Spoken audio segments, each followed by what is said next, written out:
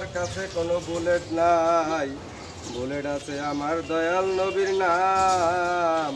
যেই নামের উসিলায় গো মাওলা তুমি অনেক পাগল রে মাফ করে দিছ।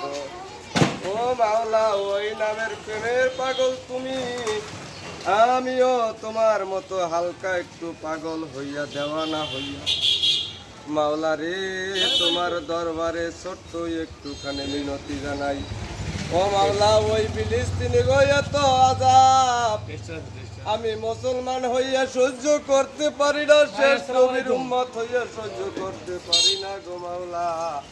তুমি দয়াবান মেহেরবানি খোদা, তুমি একটু মেহেরবানি করিয়া ফিলিস্তিনির উপরে সদায় হইয়া এ মাওলা যেই ব্যক্তি তাদের উপরে হামলা করছে তুমি কি পারো না ওই পাখির মতো কইরা ছোট ছোট পাথর এনে তারপরে তাদেরকে ধ্বংস করতে?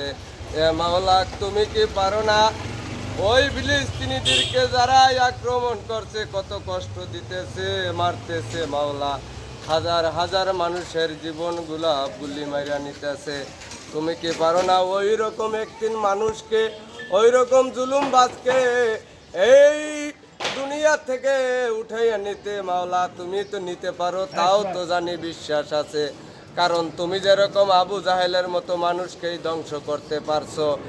ইন্ডিয়ার একজন সাপুরে ছিল, জাদুকর ছিল, ওনার নামটা জানি কি ভাইয়া, ওনাকেও তুমি ধ্বংস করছো, আরো বড় বড় জালিমদেরকেও ধ্বংস করছো।